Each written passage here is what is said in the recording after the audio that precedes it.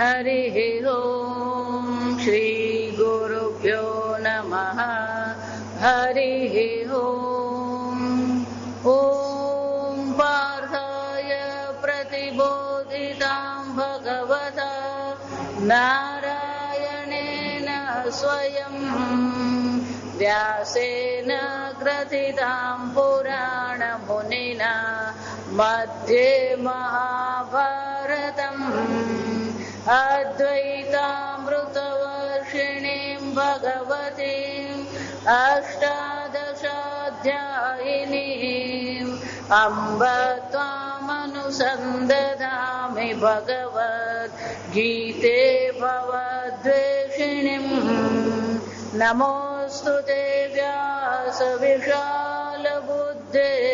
पुल्लारविन्दायतपत्रनेत्र येन त्वया भारततैलपूर्णः प्रज्वालितो ज्ञानमय प्रदीपः प्रपन्नपारिजाताय स्तोत्रवेत्रैकपाणये ज्ञानमुद्राय कृष्णाय गीतामृतदुहे नमः। सर्वोपनिषदो गावः दुग्धा गोपालनन्दनः पार्थो वत्स सुधीर्भोक्ता दुग्धं गीतामृतं महद वसुदेवसुतं देवं कंसचाणूरमर्दनं देवकी परमानन्दं कृष्णं वन्दे जगद्गुरुं भीष्मद्रोणतटा जयद्रथजला गान्धारनीलोत्पला शल्यग्राहवती कृपेण वहने कर्णेन वेलाकुला अश्वत्थामविकर्णघोरमकरा दुर्योधनावर्तिनी सोत्तीर्णा खलु पाण्डवैरणनदी कैवर्तकः केशवः पाराशर्यवचः सरोजममलं गीतार्थगन्धोत्कटम् नानाख्यानककेसरं हरिकथा सम्बोधनाबोधितम्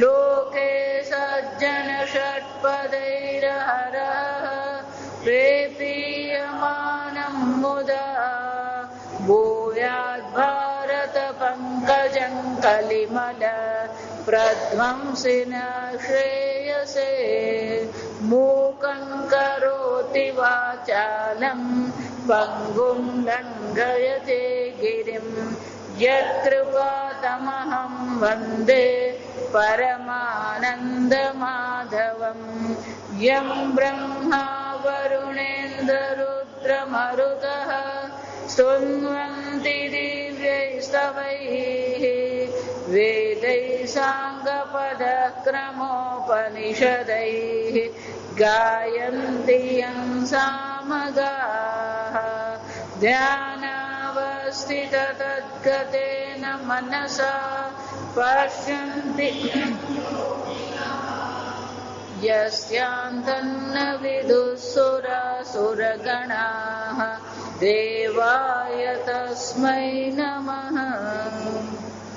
ॐ सहना भवतु सहनौ भुनक्तु सह वीर्यङ्करवावहै तेजस्विनावधीतमस्तु मा विद्विषावहै।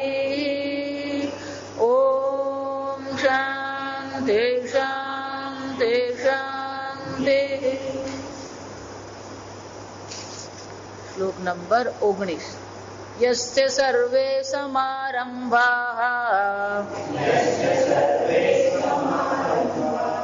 कामसंकल्पवर्जिताः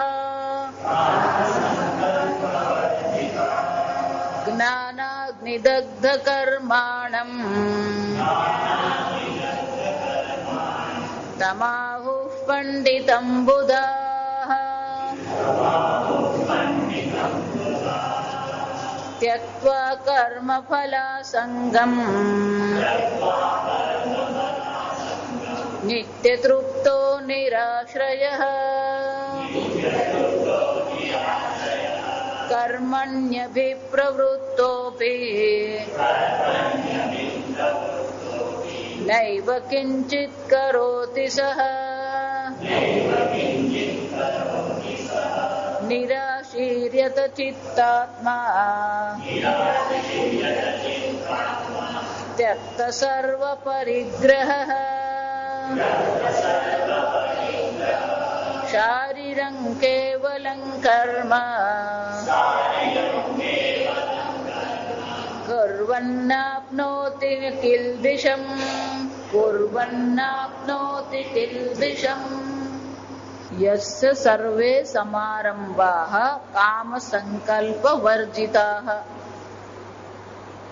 જેના સર્વ આયોજનો કામ અને સંકલ્પ રહિતના છે. કામ અને સંકલ્પ રહિત એટલે કે કોઈ પણ વ્યક્તિગત ઈચ્છા નથી.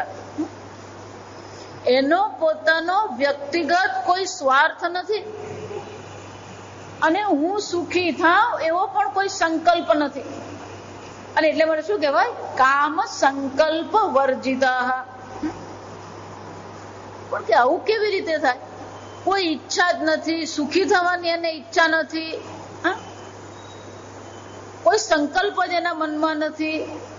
કે આવું શક્ય બને ખરું? આવું કેમ શક્ય બને?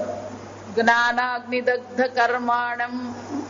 ભગવાન કારણ આપે છે કે એના મનમાં કોઈ કામ કે સંકલ્પ રહ્યા નથી. શું થયું? જ્ઞાનાગ્નિદગ્ધ કર્માણમ. પોતાને આનંદ સ્વરૂપ, સુખ સ્વરૂપ એને ઓળખી લીધો. એકવાર આત્માને સુખ સ્વરૂપ ઓળખી લીધું પછી એને માટે શું છે? કોઈ ઈચ્છા કરવાની જરૂર પડતી નથી. કોઈ મને સુખી કરે, કોઈ વિશેષ દેશ, કોઈ વિશેષ કાળ, કોઈ વિશેષ પ્રકારની અવસ્થા, એની કોઈ અપેક્ષા જ નથી.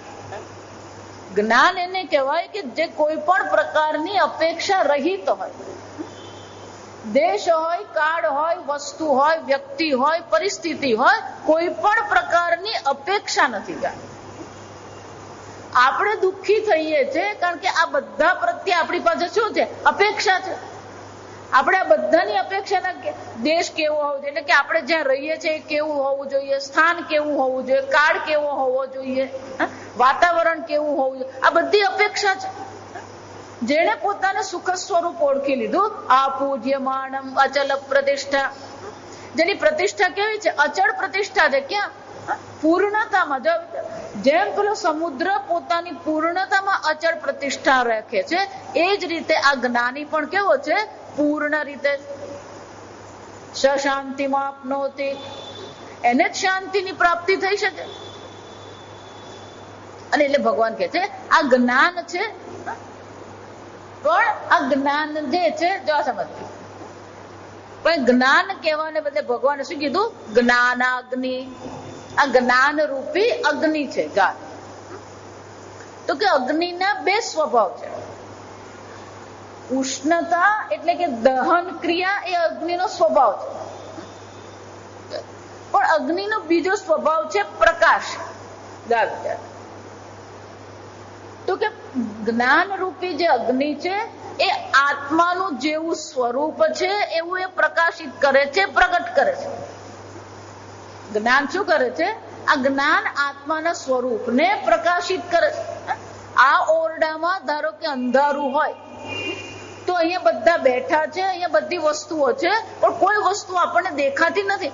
કેમ? અંધકારથી શું થઈ ગઈ? આચ્છાદિત થઈ ગઈ. અંધકાર બધાને શું કરે? ઢાંકી દે છે.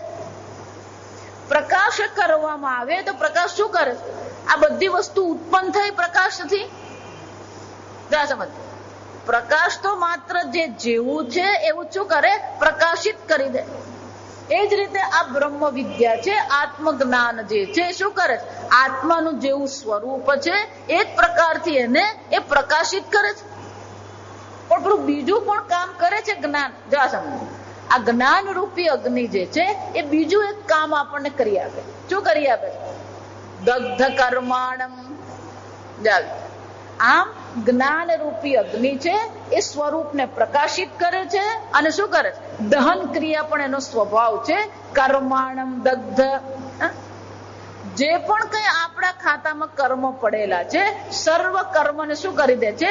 એ બાળી નાખે છે. એટલે શંકરાચાર્યજી કહે છે તમ જ્ઞાનાગ્નિ દગ્ધ કર્માણમ કર્મ આદૌ અકર્માદિ દર્શનમ જ્ઞાનમ. શંકરાચાર્ય કહે છે કર્માદિમાં અકર્મના દર્શન કરવા એ જ જ્ઞાન છે. તદેવ અગ્નિ. આ જ્ઞાન રૂપી જે અગ્નિ જે છે, જ્ઞાનાગ્નિ દગ્ધાની શુભાશુભ લક્ષણાની કર્માણી યસ્ય, જેને માટે શુભ કે અશુભ, પાપ કે પુણ્ય સર્વ પ્રકારના કર્મ જે છે જ્ઞાન રૂપી અગ્નિ દ્વારા એને શું કરી નાખવામાં? બાળી નાખવામાં આવે. દગ્ધાની એટલે કે સર્વ કર્મ જેના બળી ગયા છે. એનો અર્થ શું થાય? તમાહુ પંડિતમ બુધાહ બ્રહ્મવિદઃ. જે બ્રહ્મ જ્ઞાનીઓ છે એ કોને પંડિત કે છે? પંડિત એટલે કોણ છે? પરમાર્થતઃ પંડિત. આ જગતમાં બધા ઘણા પંડિતો છે. દર્શન શાસ્ત્ર જેને આપણે કહીએ, શાસ્ત્ર જેને કહીએ, વેદાંત જેને કહીએ, એના પર એ ઘણા બધા લોકો પીએચડી કરે છે. આવી પણ એ બધા પંડિતો કેવા છે? વ્યવહારિક રીતે પંડિત છે. આત્માના સાચા સ્વરૂપને પારમાર્થિક રીતે એ પંડિત નથી. એ બધા કેવા છે? વ્યવહારિક પંડિતો છે. પણ પારમાર્થિક પંડિત તો કોણ છે? જે પોતાને બ્રહ્મ સ્વરૂપ, આનંદ સ્વરૂપ ઓળખે છે. અને એટલે શંકરાચાર્યજી કહે છે આ જે જ્ઞાની છે, જે જ્ઞાનીએ પોતાને શું કર્યું? કામ સંકલ્પ વર્જિત. કોઈ પણ પ્રકારના કામ અને સંકલ્પો વગર એ પ્રવૃત્તિ કરી રહ્યો છે અને જ્ઞાન રૂપી અગ્નિથી આત્માના સ્વરૂપને જાણી લીધું છે અને સર્વ કર્મ એના બાળી નાખ્યા છે. જવાબ તો કે આ તો તમે બહુ મોટી મગજમારી કરી. જો બધા કર્મ બળી જાય, બધા કર્મ જો બળી ગયા તો બહુ મોટી મુશ્કેલી છે. કેમ? આ શરીર પણ કોને કારણે છે? પ્રારબ્ધ કર્મ. જો બધા કર્મ બળી ગયા એમ તમે કહેશો તો પ્રારબ્ધ કર્મ પણ બળી ગયું તો માણસ અહીંયા ને અહીંયા શું થઈ જાય? જ્ઞાન થતાની સાથે શું થઈ જાય? અચાનક જ ઉડી જાય. જો વિચાર કેમ? પેલા કર્મ રહ્યા જ ને, કર્મ નહીં રહે તો શું થઈ જવાનું? આવું હોય તો કોઈને જ્ઞાન જોઈએ છે. જ્ઞાન જો બધા કર્મને બાળી નાખે તો આ પ્રારબ્ધ કર્મ થી મળેલું શરીર છે, પ્રારબ્ધ કર્મ બળી ગયું તો બધું શું થઈ જાય? સમાપ્ત. રામ બોલો ભાઈ, રામ બોલો ભાઈ, રામે નહીં કેવું પડે. જો આ સમજજો. કેમ કે શરીર પણ શું થઈ જવાનું? પ્રારબ્ધ થી છે ને. પ્રારબ્ધ કર્મ બળી ગયું તો શરીર પણ શું થઈ જવાનું? પણ આપણે તો જોઈએ છે કે જ્ઞાનીઓ જીવે છે, જ્ઞાનીઓ કર્મ કરે છે. હમણાં જ ભગવાન કહી ગયા સર્વે સમારંભ કામ સંકલ્પ વર્જે. એ પણ અનેક પ્રકારના આયોજન કરે છે. લોક સંગ્રહ માટે એ પણ પ્રવૃત્તિ કરે છે, અથવા તો જીવન જીવવા માત્ર માટે થઈને પ્રવૃત્તિ કરે. તો આ જ્ઞાની તો જીવે છે અને જીવે છે તો એના કર્મ તો રહી ગયા. અને કર્મ રહી ગયા તમે કહો છો જ્ઞાનાગ્નિ દગ્ધ કર્માણમ. જો સમજ. એટલે શંકરાચાર્યજી બહુ સુંદર કે છે. તત્વબોધમાં આપણે શીખી ગયા કે આ કર્મ જેને આપણે કહીએ છીએ, જ્યારે જ્યારે મનુષ્ય શરીર મળ્યું ત્યારે પેલા કર્મનો ઉમેરો થતો જ ગયો. અને અનાદિકાળથી અવિદ્યા બેઠી છે તો અનાદિકાળથી આપણે શું કરતા રહ્યા? અનેક પ્રકારના જન્મ ધારણ કરતા રહ્યા. અને અનેક પ્રકારના જન્મોમાં આ મનુષ્ય જન્મ આપણે અનેક વાર ધારણ કર્યું. અને મનુષ્ય જન્મ જો અનેક વાર ધારણ કર્યું હોય તો આપણા કર્મ પણ શું હોવાના? અનંત કર્મ છે. જો વિચાર. એટલે દરેક જીવનું પેલું ખાતું છે અને દરેકના ખાતામાં અનેક કર્મ પડેલા છે. આ સમજ. અને આપણું આ કર્મના ખાતાને સંભાળનાર જે આપણો એકાઉન્ટન્ટ છે કોણ છે? પેલો ચિત્રગુપ્ત દેવ. પેલો ચિત્રગુપ્ત બધાનો હિસાબ રાખે. કયું કેટલું કર્મ કર્યું, ક્યારે કયું કર્મ ફળ આપવાનું ને ક્યારે કયું પ્રારબ્ધ બનાવવાનું. બેંકમાં હોય ને પેલો ખાતામાં, તો આપણા પ્રારબ્ધમાં જે કર્મ છે એક પ્રકારના કર્મ છે. એટલે શાસ્ત્ર તત્વબોધમાં આપણે શીખી ગયા કે 3 પ્રકારના કર્મ હોય છે. દરેક જીવના ત્રણ પ્રકારના કર્મ. એક સંચિત કર્મ છે, એટલે કે અત્યાર સુધીમાં આને જે ભેગા કરેલા જે છે સંચિત કર્મ. બેંકની ભાષામાં કહે તો ફિક્સ ડિપોઝિટ કહેવાય. શું કહેવાય? Fix deposit. એ બધી ડિપોઝિટ પડેલી જ છે. એ ક્યારે પાકે આપણને ખબર નથી. ડિપોઝિટ છે એટલું જ ખબર છે. આ સમજવાનું. બેંકની ડિપોઝિટ તો ખબર હોય કે એનું પેલું કઈ ક્યારે પાકે. પણ આ કર્મની ડિપોઝિટ ક્યારે પાકે ને કોઈ ખબર જ નથી, પણ છે, હકીકત છે. અને જ્યારે મનુષ્ય શરીર અત્યારે આપણને મળ્યું છે અને આ મનુષ્ય શરીરમાં આપણે જે બધા કર્મ કરી રહ્યા છે એ બધા કર્મ શું થશે? આગામી કર્મ. એ બધા કેવા છે? આગામી કર્મ છે. આ જન્મમાં જ્ઞાન પછી પણ જે કર્મ કરવા બધા કેવા છે? આગામી કર્મ. અહીંયા જન્મ થયો પછી જે કર્મ છે બધા આગામી છે. અને અત્યારે આ શરીરમાં આપણે રહીએ છીએ, આ શરીરમાં જે કર્મફળ આપણે ભોગવી રહ્યા છે એ બધા કર્મફળને શું કહેવામાં આવે? પ્રારબ્ધ કર્મ. કોઈ પણ સંસ્કૃત શબ્દ જયારે આપણે સાંભળીએ તત્કાળ એના શબ્દનો અર્થ જ લેવાનો. પ્રારબ્ધ. આપણે આરબ્ધ શબ્દ જરાક નવો લાગે, પણ આરંભ એમ કહું તો શું લાગે? જેને જે કર્મોએ કર્મફળ આપવાનો આરંભ કરી દીધો છે એને શું કહેવાય? આરબ્ધ. અને એટલું જ નહીં, પ્રકર્ષેણ આરબ્ધ. સારી રીતે, જો સમજ, સારી રીતે જેને કર્મફળ આપવાનો પ્રારંભ કર્યો છે એને શું કહેવામાં આવે? પ્રારબ્ધ કર્મ. અને પ્રારબ્ધ કર્મ જે છે, જો આ સમજવાનું, આ પ્રારબ્ધ કર્મ પેલું 1 2 3 4 જેવું નથી. આ સમજવાનું બરાબર. આપણને એવું લાગે કે 1 2 3 ને 4, આ એક કર્મ આવ્યું એ ભોગવી લીધું, આ બીજું કર્મ આવ્યું ભોગવી લીધું, ત્રીજું આવ્યું ચોથું ભોગવી લીધું. એવું નથી. કેટલાક કર્મ ફળ એવા છે કે પેલો જન્મથી આપણે ભોગવતા આવ્યા, અને કેટલાક કર્મ એવા છે કે જેને ભોગવવા માટેની ભગવાન પેલી વ્યવસ્થા કરી જ રહ્યા છે. વિચારો, ધારો કે મારા પ્રારબ્ધમાં 2 લાખનો નફો છે, તો 2 લાખના નફા માટેનું આયોજન તો સમારંભ, જો ગઈકાલનો શબ્દ, આયોજન તો ક્યારથી શરૂ કરવું પડે? ધારો કે હું ધંધો જે કરું એ ધંધો જો ઇલેક્ટ્રોનિક મશીનનો હોય તો ઇલેક્ટ્રોન મશીનના ધંધો શરૂ કરવા માટેનું આયોજન તો ક્યારથી શરૂ થાય? હું ભણું ત્યારથી. જો આ સમજો, હું ભણું અને ઇલેક્ટ્રોનિક એન્જિનિયરિંગ કરું, અને ઇલેક્ટ્રોનિક એન્જિનિયરિંગ કર્યા પછી પેલો ઇલેક્ટ્રોનિક મશીનની શરૂઆત કરું તો એનો શું થયો? પેલું મને 2 લાખનો નફો જે મળવાનો છે, પણ એને માટેનો પ્રારંભ તો ક્યાંથી કરવો પડે? જો એટલા માટે પ્રકર્ષણ શા માટે કહેવાય? સારી રીતે શરૂ થયેલા કેમ કહેવામાં આવે છે? કે આયોજન આગળથી શરૂ થઈ જ ગયું હોય. અચાનક પેલું આમ કર્મફળ તમારી સામે આવીને ઉભું નથી રહેતું. અનેક વસ્તુ એવી હોય છે. મારી છોકરી પરણાવી, પણ એ છોકરી પરણાવી ક્યારે? પેલો પરણેલો હોય તો. છોકરી પરણાવવા માટે પહેલું તો શું હોવું જોઈએ? એ પોતે પરણેલો હોવો જોઈએ. એનો શું થયું? છોકરીના લગ્નનો આનંદ જે છે એને માટેનું આયોજન તો ક્યાંથી શરૂ થઈ ગયું? આ સમજો. એટલે એવું નથી કે આજે આપણે માનીએ કે દાળ ભાત બનાવે ખાધા પતી ગયું, દાળ ભાત બનાવે ખાધ, એમ નથી. એને શું કરવામાં આવે? સારી રીતે આયોજન કરવામાં આવી રહ્યું છે. તો પ્રારબ્ધ કર્મ પોતપોતાના પ્રારબ્ધના જે કર્મ જે છે એ કર્મ પ્રમાણે એને કર્મફળ શું થતું રહે છે? મળતું જ રહે છે.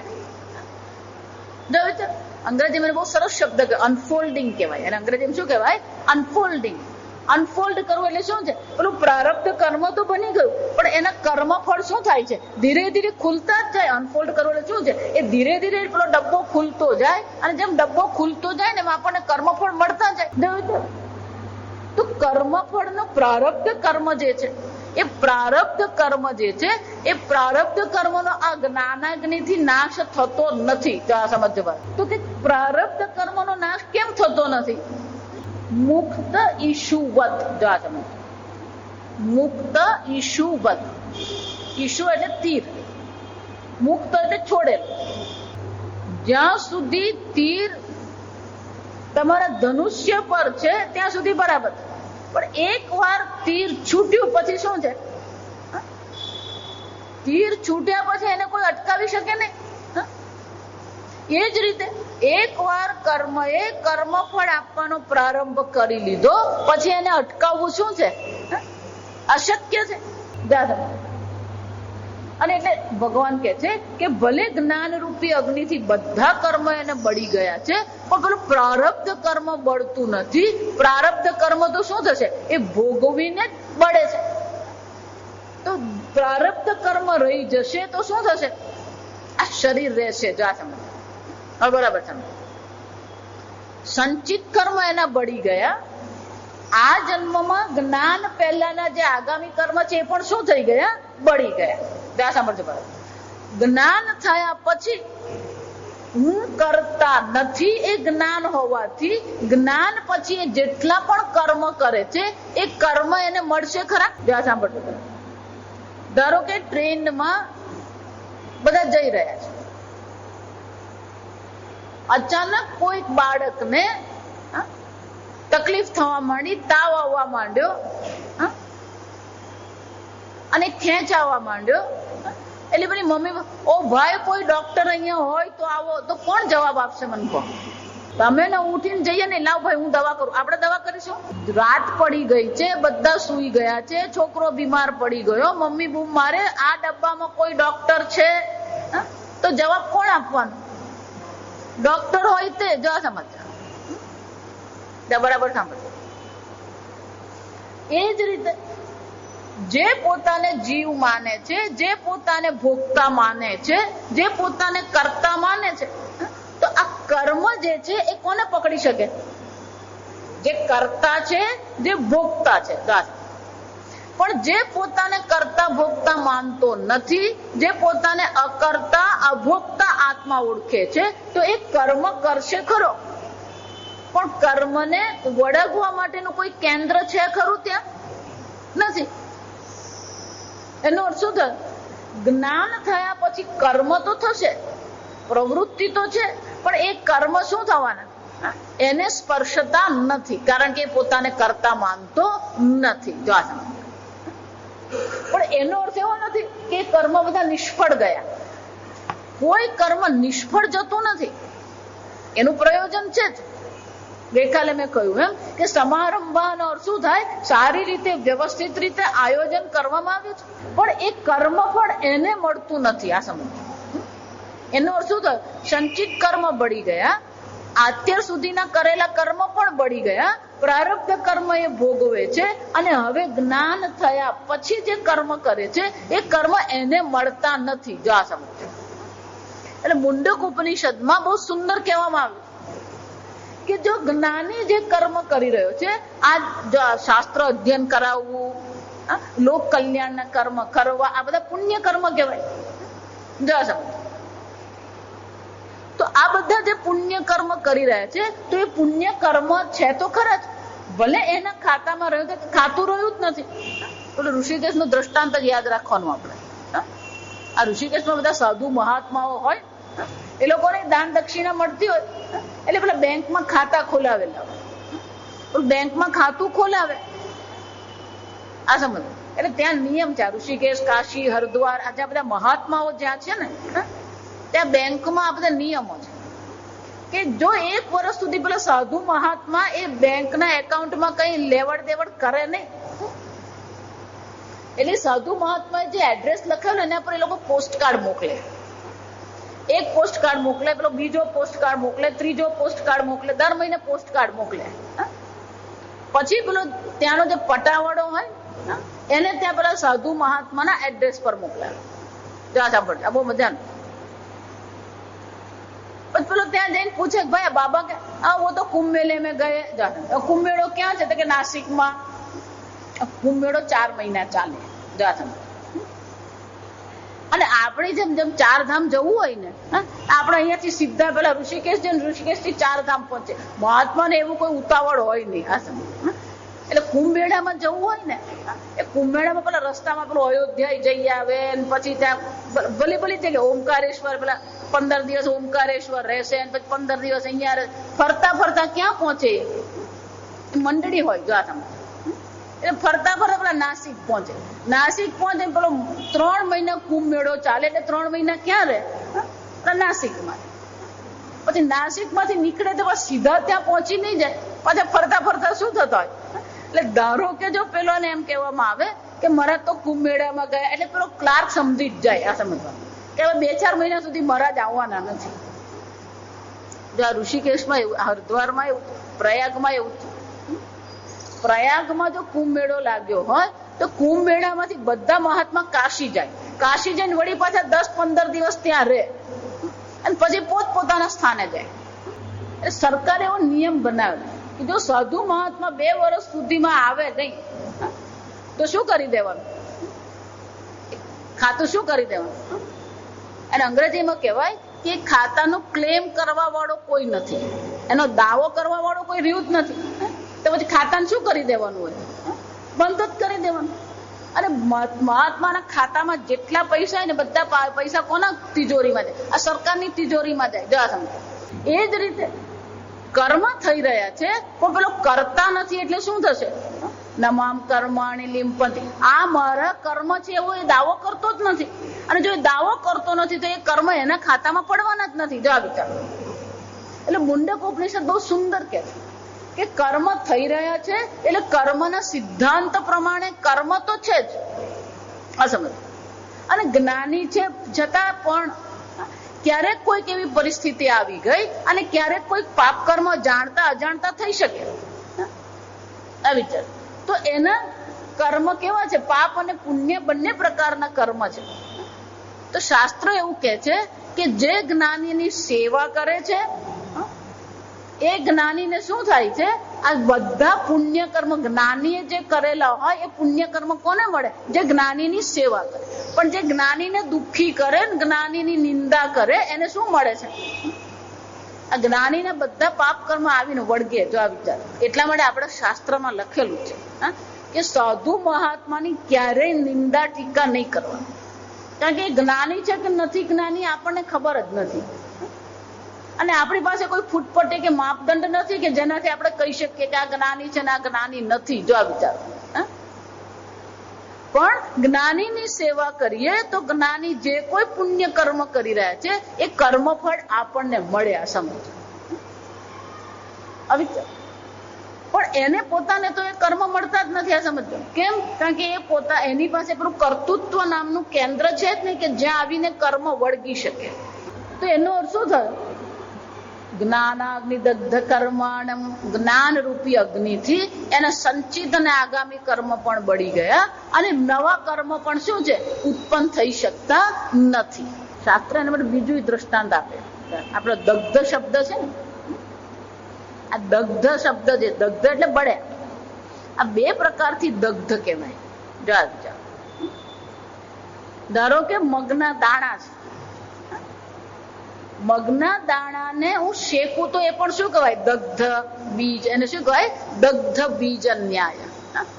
મગના દાણા હોય એને શેકી નાખવામાં આવે અને પછી એને પાણીમાં મૂકીએ તો એ ફણગાશે? એમાંથી અંકુર નીકળશે? નહીં નીકળે. કેમ? દગ્ધ બીજ. એ જ રીતે આ જ્ઞાનીને પણ દગ્ધ કર્મનો અર્થ શું થઈ ગયો? પેલું કર્મ માટેનું જે બીજ હતું એ બીજ એનું શું થઈ ગયું? બળી ગયું. બીજ રહ્યું જ નથી એટલે અંકુરિત થવાનો કોઈ પ્રશ્ન જ નથી. આ સમજ.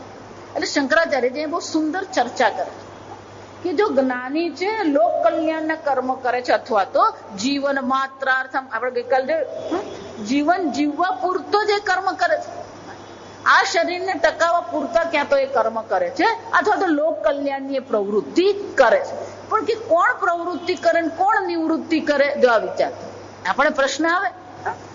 એટલે શંકરાચાર્યજી કહે છે યહતુ અકર્માદિદર્શી સહ અકર્માદિ દર્શનાદ એવ નિષ્કર્મા સંન્યાસી. પોતાને અકર્મ જાણી લીધા પછી એ કેવો છે? નિષ્કર્મા સંન્યાસી. એને માટે કોઈ કર્મ રહેતા નથી. આગળ કહ્યું એમ ભલે એ કર્મ કરી રહ્યો હોય પણ એને માટે કોઈ કર્મ છે જ નહીં. જીવન માત્ર અર્થ ચેષ્ટ સંકર્મણી ન પ્રવર્તતે. એ કેવો છે કે જે શું કરે છે?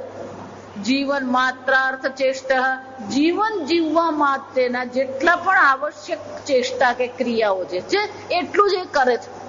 ન કર્મણી પ્રવર્તતે, એ કોઈ કર્મ કરતો જ નથી. યદ્યપિ પ્રાગ વિવેકતઃ પ્રવૃત્ત, ભલે પછી જો આ સાંભળ, ભલે પછી પહેલા વિવેક પૂર્વક એ કર્મ કરી રહ્યો હતો, પ્રવૃત્તિ કરી રહ્યો હતો, પણ જ્ઞાન થયા પછી બધી પ્રવૃત્તિઓને શું કરે છે? ત્યાગ કરી દે છે. તો કે આવું કેમ થયું? યહ તુ પ્રારબ્ધ કર્મ સન ઉત્તર કાલમ, કે પ્રારબ્ધ કર્મ સન, શંકરાચાર્યજી કે છે એને ભલે પોતાને અકર્તા અભોક્તા જાણી લીધો, પણ પ્રારબ્ધ કર્મ તો છે જ એનું. અને જો પ્રારબ્ધ કર્મ છે તો શું થશે? ઉત્પન્ન ઉત્તર કાલમ, એના પ્રારબ્ધ હોવાથી એ શરીર પણ છે, મન છે, બુદ્ધિ છે, ઇન્દ્રિય છે, એટલે ઉત્તર કાલમ જ્ઞાન થયા પછી શું થવાનું? એના કર્મ થવાના જ છે. જો સમજો, ઉત્પન્ન આત્મ સમ્યક દર્શન સ્યાત્ ન કર્મણિ પ્રયોજનમ અપશ્યન સસાધનમ કર્મ પરિત્યજતી. એ શું કરે? સસાધનમ કર્મ પરિત્યજતી. એકવાર એને જ્ઞાન થઈ ગયું, સાધન સહિત બધા કર્મનો એ શું કરી દે છે? ત્યાગ કરી દે છે. કેમ? એકવાર આત્માને આનંદ સ્વરૂપ ઓળખી લીધો પછી કર્મમાં એને કોઈ પ્રયોજન છે? કર્મણી પ્રયોજનમ અપશ્યન. કર્મમાં એને કોઈ પ્રયોજન નથી, કર્મફળમાં એને કોઈ પ્રયોજન નથી, આ જગત પ્રત્યે પણ એને કોઈ પ્રયોજન રહેતું જ નથી. એને કોઈ લાભની આવશ્યકતા જ નથી, કોઈ પ્રયોજનની આવશ્યકતા નથી. અને એટલા માટે સર્વ કર્મોનો શું કરે છે? સર્વ કર્માણિ સસાધનમ પરિત્યજતિ, સર્વ કર્મોનો એ શું કરી દે છે? ત્યાગ કરે છે. આમ એક જ્ઞાની છે કેવો છે? સસાધનમ કર્મ ત્યજતિ, સર્વ કર્મનો ત્યાગ કરી દે. પણ ધારો કે જા સમજ, કુતશ્ચિત નિમિત્તાત કર્મ પરિત્યાગ અસંભવે સતી, પ્રારબ્ધ કર્મના કોઈક એવા નિમિત્ત છે જેથી એ કર્મનો શું છે? કર્મ ત્યાગ અસંભવાત. ધારો કે એ કર્મનો ત્યાગ કરી શકે એમ નથી. જા સમજ, એને પોતાને તો કોઈ કામ કે સંકલ્પ નથી, પણ એનું પ્રારબ્ધ વસાત શું છે? નિમિત્તાત એટલે શું છે? પ્રારબ્ધ વસાત એ કર્મનો ત્યાગ કરી શકે એમ નથી. સતી કર્મણી તત્ફલે છે સંગરહિત થયા, તો પછી એ શું કરશે? સંગરહિત થઈને આ કર્મ કે કર્મ ફળમાં આસક્તિ કર્યા વિના એ શું કરતો રહેશે? પ્રવૃત્તિ કરતો રહેશે. પણ સ્વપ્રયોજન અભાવાત, એનું પોતાનું કોઈ પ્રયોજન નથી. જો વિચાર કેમ? આગળ મેં કહ્યું કે કેટલાક કર્મ એવા હોય છે કે એનો આરંભ આગળથી થઈ ગયો હોય, અને એકવાર એ કર્મનો આરંભ થઈ ગયો અને એ વિવેકતઃ વિવેકપૂર્વક લોક કલ્યાણ માટે એને કોઈ પ્રવૃત્તિ શરૂ કરી દીધી છે. શરૂ કર્યા પછી જો એને જ્ઞાન નિષ્ઠા થઈ ગઈ તો એ પ્રવૃત્તિ અડધી છોડી દેશે. વિચાર, હું હંમેશા એટલા માટે, તમારી પાસે જો બે વિકલ્પો હોય, ક્યાં તો તમે કર્મ કરો અને ક્યાં તો તમે કર્મ ન કરો, કરો કે ન કરો બંનેમાં તમને કોઈ નુકસાન નથી, તમને કોઈ ફાયદો નથી. બરાબર વિચાર. જ્ઞાન થયા પછી કર્મ કરે તોય કોઈ મુશ્કેલી નથી, અને કર્મ ન કરે તો પણ શું છે? કોઈ મુશ્કેલી નથી, કોઈ પાપ પુણ્ય નથી. જો વિચાર, તો જ્યારે તમારી પાસે આવો વિકલ્પ હોય કે કરવામાં કોઈ નુકસાન નથી, ન કરવામાં નુકસાન નથી, તો પછી કયું તમારે લેવું જોઈએ? માતાજી આપણે તો કઈ કરવું જ નથી, બેસો શાંતિથી. શાસ્ત્ર એવું કહે છે કે જો કર્મ કરવામાં કોઈ દોષ નહીં હોય, કર્મ કરવામાં કઈ વાંધો નહીં હોય, મુશ્કેલી નહીં હોય, અને કઈ ફસાવાનું છે જ નહીં. કેમ? કારણ કે એને કર્મ તો વળગવાના જ નથી. જો વિચાર, તો પછી કર્મ કરવામાં વાંધો છે? એટલે શંકરાચાર્યજી કે છે કોઈ એવા નિમિત્તથી એને કોઈ પ્રવૃત્તિ શરૂ કરી છે અને હવે એ પ્રવૃત્તિનો ત્યાગ કરી શકે એમ નથી, અડધેથી છોડી શકે એમ છે જ નહીં, તો શું કરશે? આ કર્મણી તત્ફલે છે સંગ્રહિત થયા, કર્મ અને કર્મ ફળમાં આસક્તિ કર્યા વિના એ શું કરશે? સ્વપ્રયોજન અભાવાત, પોતાને કોઈ પ્રયોજન નથી, એનો પોતાનો કોઈ સ્વાર્થ નથી. લોક સંગ્રહાર્થમ પૂર્વવત કર્મણી પ્રવૃત્ત, લોક સંગ્રહાર્થ, લોક કલ્યાણ માટે થઈને શું કરશે? પૂર્વવત પ્રવૃત્ત, પહેલા જેમ એ પ્રવૃત્ત હતો એ જ રીતે એની પ્રવૃત્તિઓ બધી શું કરવાનો? એ ચાલુ જ રાખવાનો છે. એની બધી પ્રવૃત્તિઓ ચાલુ રહેશે જ. છતાં પણ શું છે? કર્મણી પ્રવૃત્ત અપી ન એવ કિંચિત કરોતિ. આ કર્મમાં પ્રવૃત્ત હોવા છતાં પણ ખરેખર પારમાર્થિક રીતે જોઈએ તો શું છે? ન કિંચિત કરોતિ, એ પોતે કઈ કર્મ કરતો નથી. કેમ? જ્ઞાનાગ્નિ દગ્ધ કર્મત્વા તદીયમ કર્મ અકર્મ એવ સંપદ્યતે. જ્ઞાન રૂપી અગ્નિથી બધા કર્મ બળી ગયા છે અને કર્મમાં અકર્મના દર્શન કરનારો છે, એટલે એના બધા કર્મ પણ શું થઈ જવાના? અકર્મ સંપદ્યતે. અકર્મ જ છે એને માટે. બીજાને માટે કર્મ છે જો સમજો, પણ એના પોતાને માટે તો સર્વ કર્મ શું છે? અકર્મ જ છે. અર્થમ દાત્ય. પણ કે આવું થઈ શકે ખરું? એટલે શંકરાચાર્ય કહે છે આ જ ચર્ચા ભગવાન હવે પછીના શ્લોકમાં કરે છે. એટલે કે છે ઇતિ એતત અર્થમ દર્શયિષ્યન આહ. ભગવાન હવે આપણે ચર્ચા કરીએ, એક જ્ઞાની છે જે પ્રવૃત્ત છે, બીજો જ્ઞાની છે કેવો છે? નિવૃત્ત છે. આ બરાબર સાંભળો. એનો અર્થ શું થાય?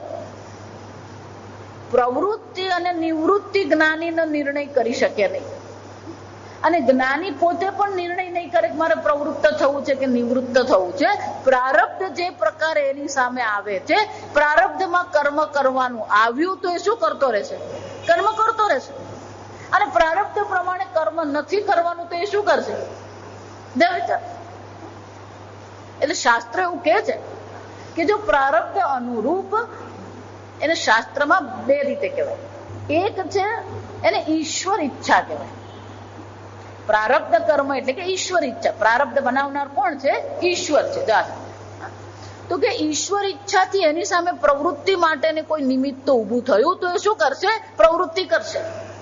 અથવા પરેચ્છયા, પરેચ્છાનો શું થાય? અન્ય એને શિષ્યગણ કહેશે કે નહીં આપણે આમ કરવું છે, આપણે આમ કરીએ તો એ શું કરશે?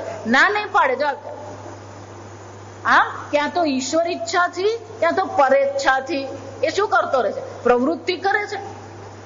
પણ એનું પોતાનું કોઈ પ્રયોજન, સ્વપ્રયોજન અભાવ, એનું પોતાનું કોઈ પ્રયોજન નથી. અને એટલે ભગવાન હવે આ બે પ્રકાર, બે શ્લોકમાં આપણને બે પ્રકારે દર્શાવે છે. પહેલો જે છે કોણ છે? એ પ્રવૃત્તિ પરાયણ છે. ત્યક્ત્વા કર્મ ફલાસંગમ નિત્ય તૃપ્ત નિરાશ્રય. એને સર્વ પ્રકારના કર્મ અને કર્મફળનો શું કર્યો છે? આસક્તિનો ત્યાગ કર્યો. જો કર્મ અને કર્મફળનો ત્યાગ નથી, આ સમજવાનું. પ્રવૃત્તિ તો કરી જ રહ્યો છે એટલે કર્મનો ત્યાગ નથી, પણ શું કરે છે? સંગમ, આસક્તિ નથી. આ મારું કર્મ છે, આ તો હું જ કરું, તું ઉભો રે, તને ખબર નહીં પડે, એમ કોઈ આસક્તિ નથી. કર્મમાં આસક્તિ નથી, કર્મફળમાં પણ કોઈ આસક્તિ નથી. પણ આવું કેમ છે? નિત્ય તૃપ્ત. એક વાર પોતાને આનંદ સ્વરૂપ જાણી લીધા પછી એની તૃપ્તિમાં કઈ વાંધો આવશે? નિત્ય તૃપ્ત. શંકરાચાર્યજી કહે છે ત્યક્ત્વા કર્મ સ્વઅભિમાનમ.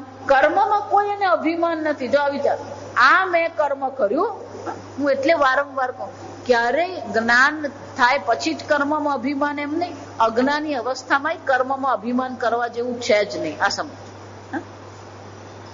હંમેશા એવી ભાવના આપણે રાખવી જોઈએ, ભગવાને મને આ સેવા કરવાની તક આપી.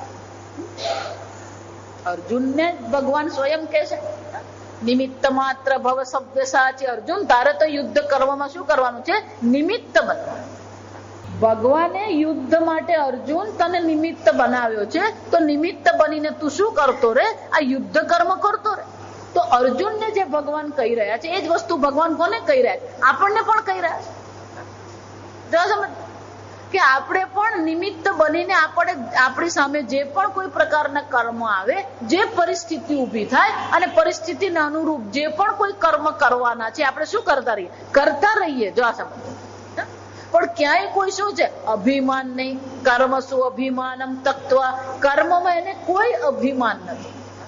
જો હું તમને બહુ હકીકત કહું, આ જગતમાં કોઈ પણ વસ્તુ અભિમાનને લાયક નથી. જ્ઞાન પછી જ નહીં, જ્ઞાન પહેલા પણ.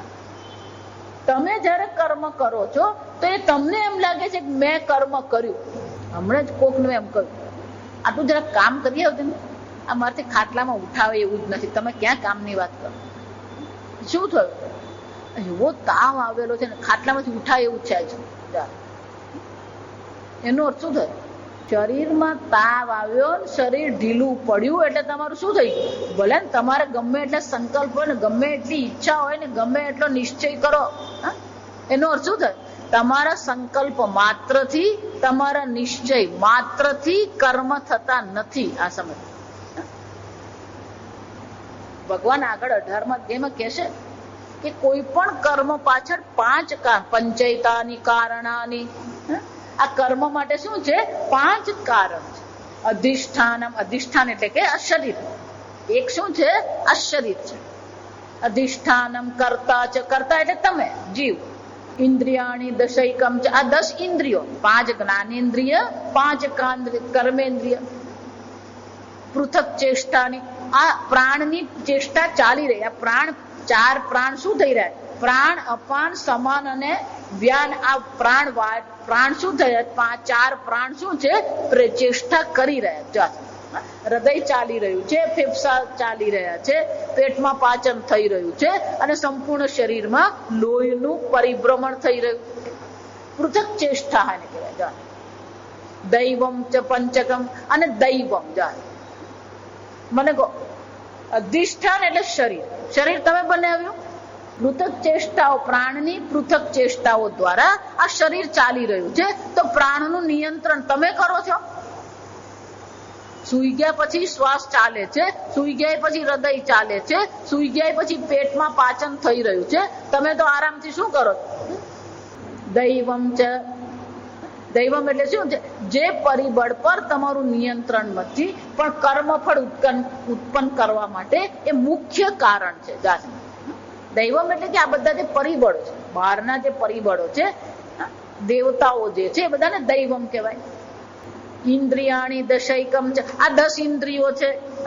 એ કર્મેન્દ્રિયો અને જ્ઞાનેન્દ્રિયો પર પણ પૂર્ણતઃ આપણું નિયંત્રણ છે. તેનો શું થયું? 5 કારણોમાં એક કારણ તમે છો કરતા. બાકીના બધા કારણો તો કેવા છે? તમારા નિયંત્રણમાં છે. તો જે કર્મ તમે કરી રહ્યા છો એ કર્મમાં તમારો ભાગ કેટલો? 5 છે ને, ટકાવારી ગણીએ તો 5મો ભાગ તમારે 20% જ તમારું છે. જો સમજો, બાકીના 80% તો કોના હાથમાં છે? તો તમારે અભિમાન કરવાની જરૂર છે. અને કર્તાનું નિયંત્રણ ભગવાન જ કરે છે. આ વિચાર કેમ? તમારા મનમાં ક્યારે કયો વિચાર ઉઠે એના પર તમારું નિયંત્રણ છે. જો એટલે હંમેશા કોઈ પણ સિદ્ધ પુરુષ હોય ને, ગમે એવો સિદ્ધ હોય, એને ખાલી જઈને એટલું જ પૂછવાનું, 5 મિનિટ પછી તમારા મનમાં કયો વિચાર ઉઠશે તમને ખબર છે? તમારા મનમાં એમ ને, એના જ મનમાં કયો ઉઠે એને પૂછવાનું. તો ક્યારે વિચાર ઉઠ્યો એ તો તમારા હાથમાં નથી. તો પછી નિર્ણય તમે કર્યો એમ કહી શકો? વિચાર આપનાર તો કોણ છે?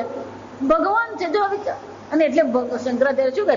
કર્મમાં કોઈ જ્ઞાન પછી તો અભિમાન હોતું જ નથી. જ્ઞાન પહેલા પણ અભિમાન કરવાની કોઈ આવશ્યકતા જ નથી. કર્મસુ અભિમાનમ ત્યક્ત્વા, એટલું જ નહીં, ફલાસંગમ ત્યક્ત્વા, ફળમાં પણ કોઈ એને આસક્તિ નથી. યથોક્તેન જ્ઞાનેન નિત્યતૃપ્તઃ, આ યથોક્તેન જ્ઞાનેન એટલે કર્મમાં અકર્મના જે દર્શન કરનાર છે એ નિત્ય તૃપ્ત છે. કોને કારણે? પેલા જ્ઞાનને કારણે. જ્ઞાન શું છે? હું સુખ સ્વરૂપ પૂર્ણ છું, નિરાકાંક્ષા. શંકરાચાર્ય કહે છે. અને એટલા માટે શું છે? નિરાકાંક્ષા, એને કોઈ આકાંક્ષા, કોઈ અપેક્ષા, કોઈ ઈચ્છા જ નથી. વિષય કોઈ પણ વિષય પ્રત્યેની એવી આકાંક્ષા નથી. આ મને સુખી કરે અથવા આ મને દુખી કરશે. આમ સુખ દુઃખ નો શું છે? કોઈ એનો નિશ્ચય નથી. જો આ પ્રકારથી નિત્ય તૃપ્ત છે તો પછી શું થશે? નિરાશ્રય. જો હંમેશા એટલે બ્રહ્મ વિદ્યા તમને સ્વતંત્ર બનાવે. આ સમજો, જ્યાં સુધી બ્રહ્મ વિદ્યા પ્રાપ્તિ નથી ત્યાં સુધી માણસ ગમે એટલું અભિમાન કરતો રહે પણ એ કેવો છે? એ બંધનમાં છે. આ સમય એ જ્ઞાની જ છે. કેવો છે? નિરાશ્રય. એને કોઈના પર પણ આશ્રિત થવાની આવશ્યકતા નથી. કેમ? નિત્ય તૃપ્ત. એક વાર હું સુખ સ્વરૂપ છું, પછી કોના પર આશ્રય કરવાનો? અને હું આનંદ સ્વરૂપ છું, તો કોઈ મને દુઃખી કરી શકે? હું તો આનંદ સ્વરૂપ છું, પણ પેલો આવીને મને ખખડાવી ગયો. લોકો જાત જાતનું હોય. સમજ? હું આનંદ સ્વરૂપ છું, તો અત્યાર સુધી હું દુઃખી કેમ હતો? સ્વામીજીને લોકો જાત જાતના પ્રશ્ન પૂછ્યા. કેમ? નિત્ય તૃપ્ત નિરાશ્રય. એ નિત્ય આપણે તૃપ્ત ખરા. જો આ સમજ, આપણે ભોજન કરીએ ત્યારે શું કહેવાય? તૃપ્તોહમ. કેરી ખાધી પછી શું છે? તૃપ્તોહમ. પણ કેટલો વખત? 2 કલાક. 2 કલાક થાય એટલે પાછો શું છે? અતૃપ્તોહમ. એટલે આપણી તૃપ્તિ કેવી છે? અનિત્ય તૃપ્તિ છે. પણ આ કેવો છે? નિત્ય તૃપ્ત. અને નિત્ય તૃપ્ત હોવાથી જ કેવો છે? નિરાશ્રય. આશ્રય રહિત. શંકરાચાર્યજી કહે છે આશ્રય નામ યદાશ્રિત્ય પુરુષાર્થમ સાધયિષ્યતિ. આશ્રય કોને કહેવાય? જો આપ એમ નહીં માનતા પેલો ઘરમાં રહે એટલે આશ્રિત છે, એ આશ્રિત શબ્દ જુદો છે. અહીંયા આશ્રિત શબ્દ એટલે શંકરાચાર્ય સ્વયં આપણને આશ્રય શબ્દનો અર્થ બતાવે. આશ્રય નામ યદાશ્રિત્ય પુરુષાર્થમ સાધયિષ્યતિ. આ સાધનની આશ્રિત થઈને મારે જે સિદ્ધ કરવું છે એ હું સિદ્ધ કરવાની મને ઈચ્છા છે. તો મારે મુંબઈ જવું છે, તો મુંબઈ પ્રાપ્ત કરવા માટે મારે કોને આશ્રિત થવું પડશે? ટ્રેનને આશ્રિત થવું પડે. એટલે ખાલી વ્યક્તિ જ આશ્રિત હોય એમ નહીં. કોને શરણે જવું પડે? ટ્રેનને. ટ્રેનને નહીં, ટ્રેનના ડ્રાઈવરને. આ સમજ. અને એનું મોઢું જોયું નથી. જો આ સમજો. અને છતાં પણ આપણે શું કરીએ? ટ્રેનમાં બેઠા. કેમ? મારે જેને પ્રાપ્ત કરવાની ઈચ્છા છે એ પ્રાપ્ત કરવાની ઈચ્છા માટેનું જે સાધન છે, જે પુરુષાર્થ છે, એને મારે શું કરવું પડે? આશ્રિત. એને આશ્રિત થવું પડે. પણ મારે જેને પોતાને નિત્ય તૃપ્ત છે એને કઈ પ્રાપ્ત કરવાનું છે? એને કઈ સિદ્ધ કરવાનું છે? નહીં. એ નિરાશ્રય કેમ છે? કારણ કે એને કઈ સિદ્ધ કરવાનું બાકી છે જ ને. આગળ જોઈ ગયા કૃત કૃત્ય છે. એ કોણ છે? કૃષ્ણ કર્મ કૃત. એને તો બધા કર્મ થઈ ગયા, એને માટે કશું બાકી રહ્યું જ નથી. અને એટલે શંકરાચાર્યજી કહે છે દ્રષ્ટ અદ્રષ્ટ ઇષ્ટ ફલ સાધન આશ્રય રહિત. દ્રષ્ટ ફળ માટે પણ કોઈ આશ્રય એને નથી. અદ્રષ્ટ ફળ એટલે કે પરલોકના પણ ફળ માટે, કોઈ પણ ઈચ્છનીય ફળ માટે આશ્રય રહિત. એને કોઈ આશ્રયની આવશ્યકતા છે જ નહીં. આવો જે જ્ઞાની જે છે શું કે છે? તે કર્મણ્ય ભી પ્રવૃત્તોપી નૈવ કિંચિત કરોતિ સહ. ભલે ગમે એવી કર્મમાં, ગમે એવા કર્મમાં પ્રવૃત્ત હોય, એટલું જ નહીં અભિપ્રવૃત્ત. અભિપ્રવૃત્ત શું? ગઈકાલે મેં કહ્યું એમ સારી રીતે ચારે બાજુથી એ શું છે? પ્રવૃત્ત છે. વિદુષા ક્રિયમાણમ કર્મ પરમાર્થતઃ અકર્મ એવ. જે જ્ઞાની છે એ કર્મ કરે છે, છતાં પણ એની દ્રષ્ટિએ તો કર્મ કેવા છે? અકર્મ જ છે. નિષ્ક્રિય આત્મદર્શન સંપન્નત્વ. એને નિષ્ક્રિય આત્માનું જ્ઞાન થઈ ગયું છે અને એટલા માટે એને માટે કોઈ કર્મ રહેતા નથી. ભલે ને અનેક પ્રકારની પ્રવૃત્તિ કરે. તેન એવમ ભૂતેન પ્રયોજન અભાવાત સસાધનમ કર પરિતક્તવ્યમ એવ ઇતિ પ્રાપ્તે. શંકરાચાર્યજી કહે છે આ શ્લોક દ્વારા ભગવાન આપણને કહી રહ્યા છે કે આ પ્રકારથી એકવાર આત્માને જાણી લીધો પછી એને કોઈ પણ એવમ ભૂતેન પ્રયોજન અભાવત સસાધનમ, એને કોઈ પ્રયોજન જ નથી. આગળ ગીતામાં ભગવાન કહી ગયા કે જ્યારે પૂર આવ્યું હોય અને સર્વત્ર પાણી થઈ ગયું, સર્વત્ર જયારે સંપ્લુતોદકમ, તો પછી પેલો એવું કે છે ના હું તો તળાવમાં જ પાણી લેવા જઈશ, હું તો કુવાનું પાણી જ પીવું છું. એટલે ક્યાં જવાનું? હોળીમાં બેસીને કુવો શોધવાનો. સર્વત સંપ્લુતોદકે. જેમ સર્વત્ર પાણી હોય તો કૂવો કે તળાવ કે નદી શોધવા જવાની જરૂર નથી, એ જ રીતે જે પોતાને સર્વવ્યાપી પૂર્ણ આત્મા ઓળખે છે એને માટે શું થઈ જશે? કોઈ કર્મનું પ્રયોજન રહેતું નથી. એટલે સાધન સહિત સર્વ કર્મ શું છે? ત્યાગી દીધા છે. છતાં પણ શું છે? તતઃ નિર્ગમ અસંભવાત. પણ એનો નિર્ગમ એટલે કે એનો ત્યાગ કરવો જો સંભવ નથી, લોક સંગ્રહ ચિકીર્ષયા, એ શું કરે છે? લોક સંગ્રહ ચિકીર્ષયા, લોક કલ્યાણ કરવાની ઈચ્છાથી એ પ્રવૃત્તિ કરે છે. શિષ્ટ વિગ્રહણા પરિજિહીર્ષયા યા પૂર્વવત કર્મણી અભિપ્રવૃત્ત અપી. આ બહુ સુંદર ચર્ચા છે. જો આ વિચાર જે હંમેશા તમને કહું ને કે તમારા કર્મ યોગ્ય હોવા જોઈએ. જો આ સમજ, આ બહુ સુંદર ચર્ચા શંકરાચાર્યજી કરે.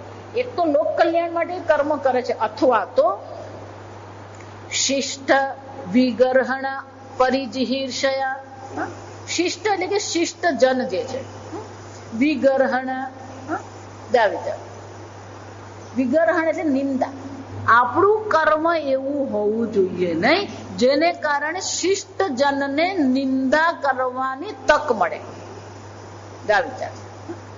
પણ આપણે આપણા સ્વભાવને પર નિયંત્રણ રાખી શકતા નથી અને એને કારણે શું કરતા રહીએ છીએ? કંઈક એવું બોલી નાખીએ, કંઈક એવું કરી નાખીએ. પણ આ જ્ઞાની છે અને જ્ઞાની શું કરે છે? શિષ્ટ વ્યવહારને ધ્યાનમાં રાખીને પણ અને કોઈ નિંદા ન કરે એને પણ ધ્યાનમાં રાખીને શું કરે છે? પૂર્વવત કર્મણી અભિપ્રવૃત્ત. પૂર્વવત એટલે કે જ્ઞાન પહેલા એ પ્રવૃત્ત હતો, હવે પણ એ શું કરે છે? પ્રવૃત્ત કર છે જ. કેમ? આપણા માટે એક દ્રષ્ટાંત પૂરું પાડે છે કે જેમ અન્ય લોકોને નિંદા કરવાની આપણે તક આપવાની કોઈ જરૂર નથી. આપણે કોઈને કઈ બોલવાની તક નહીં આપવાની. પણ આપણે કંઈક એવું કરીએ ને કંઈક એવું બોલીએ એટલે પેલા શું થઈ જાય? મોકો મળી જ જાય. આ સમજો. હું એટલે કહું, બ્રહ્મ જ્ઞાન પછી પણ જો આ શંકરાચાર્યજી જ્ઞાની માટે કહી રહ્યા છે કે શિષ્ટ જન એની નિંદા ન કરે, એને માટે થઈને પણ એ શું કરે છે? પૂર્વવત પ્રવૃત્તિ કરતો જ રહે છે. એટલા માટે શ્લોક છે. આચાર પરમમ ધર્મ, આચાર પરમમ તપ, આચાર પરમમ જ્ઞાનમ. આચરણ જ શ્રેષ્ઠ તપશ્ચર્યા છે, આચરણ જ શ્રેષ્ઠ ધર્મ છે અને આચરણ જ શ્રેષ્ઠ જ્ઞાન છે. આ સમજ. બ્રહ્મ જ્ઞાન પછી પણ તમારું વર્તન કેવું છે? વિચાર. એટલે શંકરાચાર્યજી કહે છે લોક કલ્યાણ માટે ક્યાં તો એ કર્મ કરે છે અથવા તો આ શિષ્ટ જનને કોઈ નિંદાની તક ન મળે અને એટલા માટે થઈને પણ શું કરતો રહે છે? એ પ્રવૃત્તિ કરતો રહે છે. પણ છતાં પણ એની પોતાની દ્રષ્ટિએ તો શું છે? નિષ્ક્રિય આત્મદર્શન સંપન્નત્વાત. નિષ્ક્રિય આત્માનું જ્ઞાન થયું હોવાથી ન એવ કિંચિત કરોતી, એ સ્વયં કોઈ કર્મ કરતો નથી. યહ પુનઃ પૂર્વોક્ત વિપરીત પ્રાગેવ કર્મ આરંભાત બ્રહ્મણી સર્વાંતરે પ્રત્યેગાત્મની નિષ્ક્રિય સંજાત આત્મદર્શન. આ જે જ્ઞાની છે કોણ છે? પ્રવૃત્ત છે. શંકરાચાર્યજી કહે છે યહ પુનઃ પૂર્વોક્ત વિપરીત. આગળ જે પ્રવૃત્તિમય જીવન જીવનાર જ્ઞાની છે એનાથી આ કોણ છે? વિપરીત છે. કેમ? પ્રાગેવ કર્મ આરંભાત. બ્રહ્મ જ્ઞાન થયું એ જ પહેલા એને શું કરી દીધું છે? કર્મનો કોઈ આરંભ એને કર્યો જ નથી. એટલે શું થયું છે? એક નિવૃત્તિ જીવન એને અપનાવી દીધું છે. વિચાર.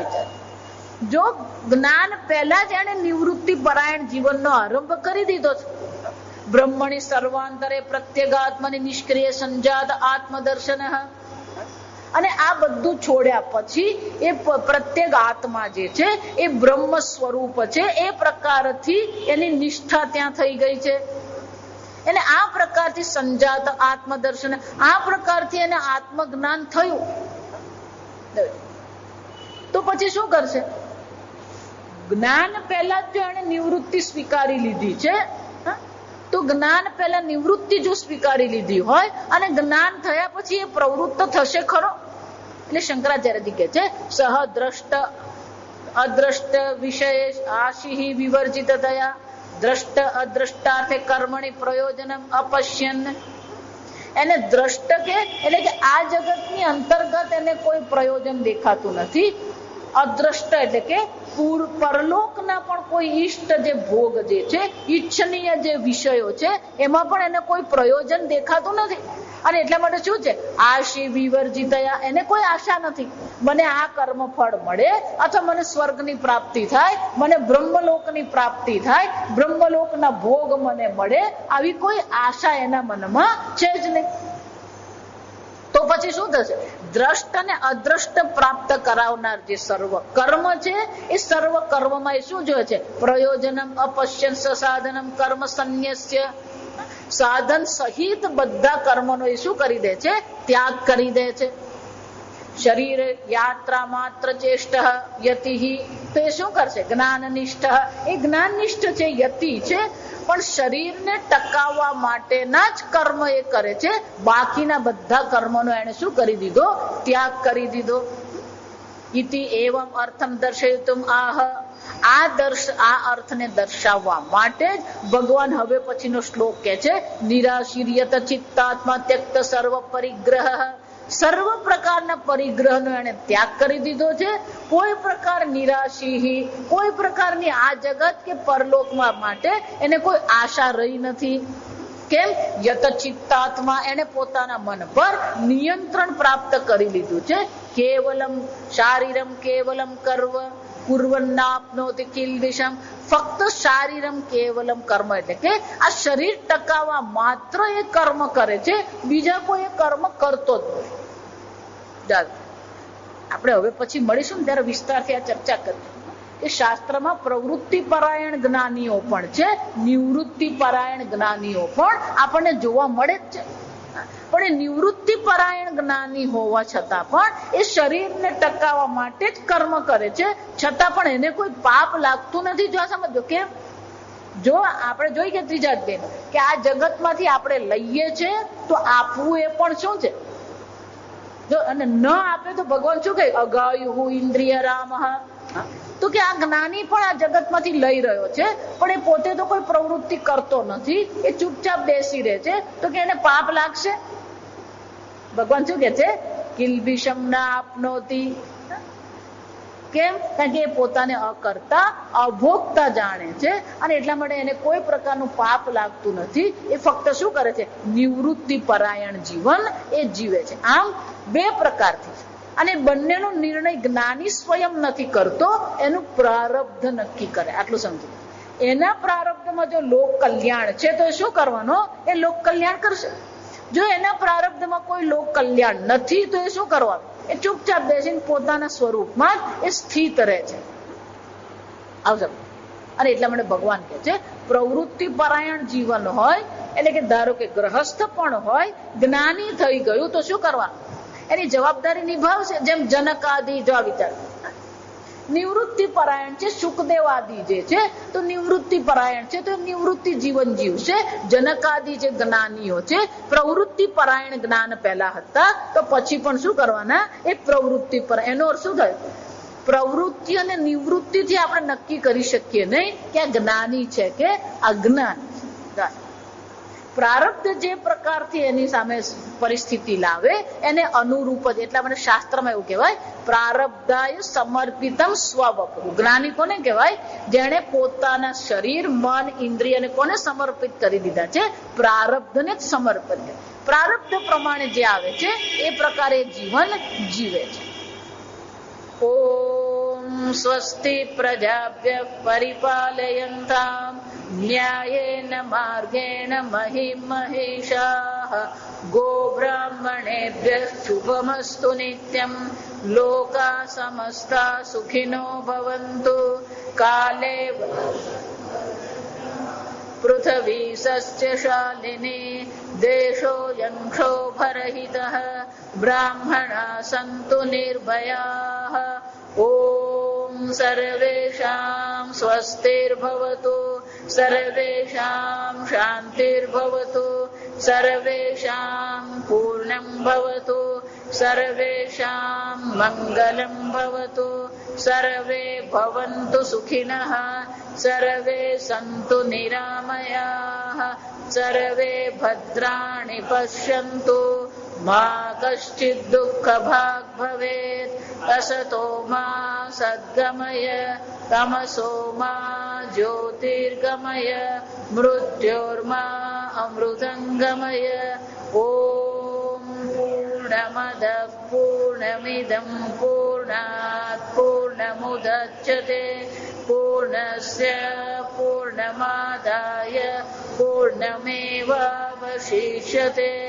ॐ शान्ति शान्ति शान्तिः हरिः ॐ श्री गुरुभ्यो नमः हरि